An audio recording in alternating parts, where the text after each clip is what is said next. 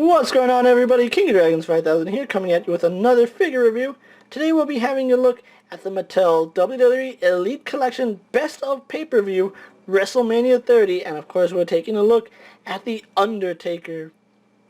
I'm so glad I have this Undertaker figure in hand. This is of course from WrestleMania 30 when Brock Lesnar broke the streak. Spoilers if you didn't already know that. As you can see, Undertaker comes in this nice window box. He is wearing his two accessories, being the jacket and the hat. Nice picture of Undertaker here, although he looks photoshopped. Honestly, all of Undertaker's pictures here look photoshopped, and I don't know. It just doesn't look right. But anyway, he is part of the Corporate Kane series, so if you've been collecting all 4 figures, you'll get your own Corporate Kane when this is all said and done. Here we'll have a look at the piece Undertaker comes with, being the head of Corporate Kane. And on the back, Undertaker has a read-up. It says, "Records are made to be broken, but few people ever put Undertaker's remarkable WrestleMania win streak in that category. Each year, Undertaker would face an opponent, bury them, and add another victim to his storied streak. The streak stood at 21-0 entering WrestleMania 30, where the dead man would face Paul Heyman's Beast Incarnate, Brock Lesnar. Heyman issued, in his words, a spoiler that Lesnar would end the streak, but very few people took it seriously. But in retrospect, everyone should have. From the opening bell, Lesnar went at Undertaker with tendency. Is that right?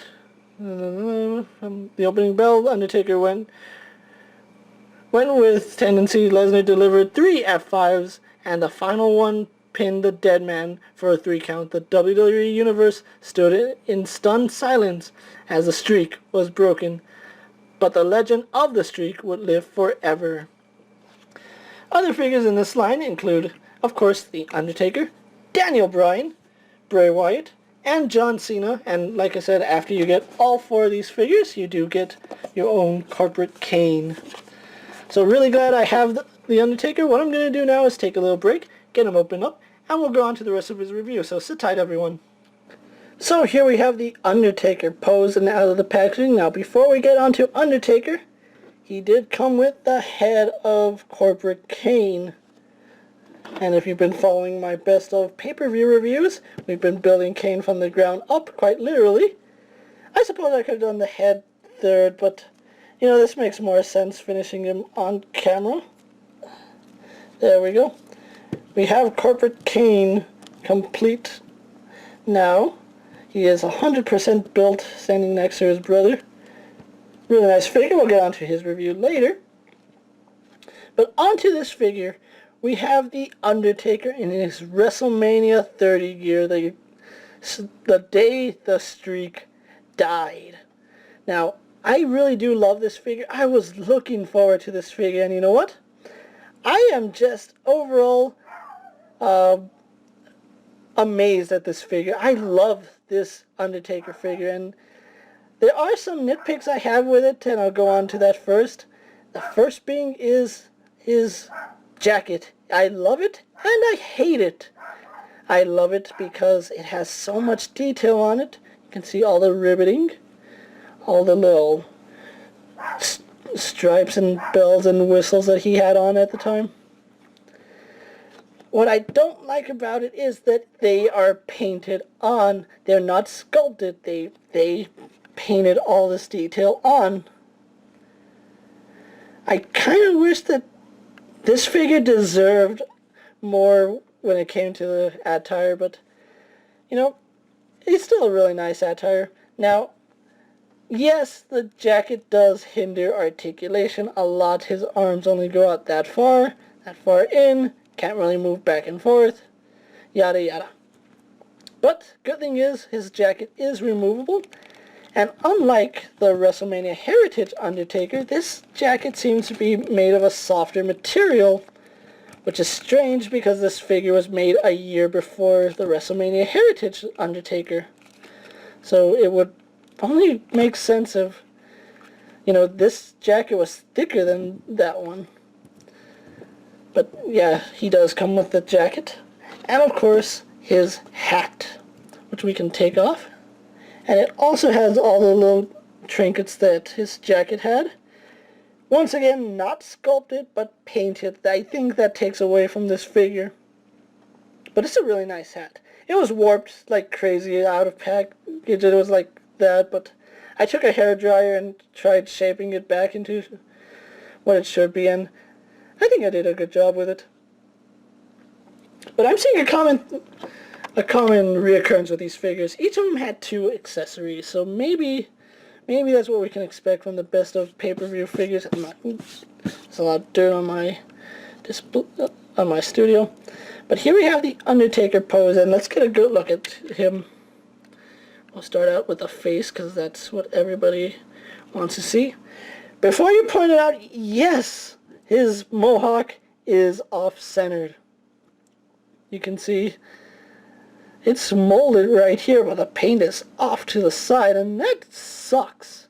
But it's only at the top. On the back, it kind of goes the opposite way, where it's not painted right here, but there's no excess paint on this side, so I wonder. He is also rocking that goatee. Really nice. It reminds me of Ministry Undertaker. He does have tattoos on his neck. Curious though, he is missing this one tattoo, and there's some paint rub on him. You can see the red from his jacket is rubbing off on the figure. So be aware of that the red paint will rub off onto his figure. I think you can take... No, you can't really take acetone, because then you'll rub off the paint on his flesh, so I don't know. I might just keep the jacket on and call it a day. But black attire, he has his tattoos fully decked out. One problem on mine, paint smudge. I hate paint smudges, and there was no accounting for this. I think I still like the figure. I just wish that didn't happen. It's perfect on this side, but that paint smudge I'm gonna have to live with, and there's a train passing by. Other than that, there's really nothing to say about his attire. It is all black, and he is wearing his MMA gloves. He was actually one of the first wrestlers to do that. I think Ken Shamrock was the first, maybe Vader. But that's Undertaker's detail for you, so let's go on to his articulation, getting the camera steady. And I just moved it again. He has a bulge on his head. He can look up and down, left and right, as well as tilt his head side to side. Arms on the bulge and go out. Do a full 360. He spins at the bicep. Single jointed at the elbow, spins and bends at the wrist. Same for both arms. His crunch doesn't crunch back, but it crunches forward. He has a waist swivel. Legs go forward on a really stiff joint. Like I said, they go forward, back, out, spins at the thigh, double jointed in the knee, has boot swivel, and has stiff ankles, which, I'd rather the ankles be stiff than loose, as well as some pivot. So that's Undertaker for you. What I'm going to do now is take a little moment, get him posed for my final thoughts, then we'll wrap up this review, so sit tight everyone. So here we have Undertaker posed for my final thoughts, and overall, I'm a sucker for Undertaker figures, especially Elite Undertakers, because they have the best attire in my opinion, especially with the accessories. But overall, great looking figure. He'll look great in your display. The only problem I have is that the red paint is a little off-centered on this part. It rubs off on his neck, and if you take the jacket on and off too much, you do start cracking the paint right here. I'm not sure if that texture is supposed to be there, but I think that's from the paint, like bending and folding, so you don't want to be taking the jacket on and off too much. Like I said, you're going to start cracking the paint. I'm probably going to leave it on from this point on, but overall, just a really nice figure. I'm a sucker for Undertaker figures. I remember this match fondly because the night it happened, I remember getting a text from my friend Blue Beetle, and it said 21-1, so, it was heartbreaking to see the streak go, but It's great that we get a figure that immortalizes The Undertaker for that match. Do I recommend this figure? Yes, especially if you're an Undertaker fan, because you're going to want this in your collection. He does have, it is just a reissue from all the other Undertakers that came with a jacket and shirt, but, I like this color scheme. I'm a sucker for red attires, and, here we got a Undertaker with red and black, which just happen to be my two favorite colors. Now, at the time I'm making this video, it is 2015. WrestleMania 30 was in 2014, so these figures are a year late. That's probably a Toys R Us issue, seeing as how these didn't hit shelves until recently. I just barely started finding these guys, and I'm gonna say they all have their goods and bads, but they shouldn't have taken this long to come out. I mean, we've known about them since Comic-Con last year, so what took them so long? Anyway, if you can find this Undertaker and you really like the attire, you're going to want to pick him up, especially since this is, the legendary moment when the streak died. I really do like this figure, and I can't highly recommend this enough, so I'm going to leave it off here. Thank you for watching, guys.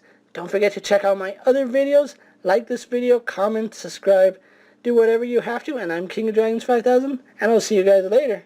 Take care, everyone.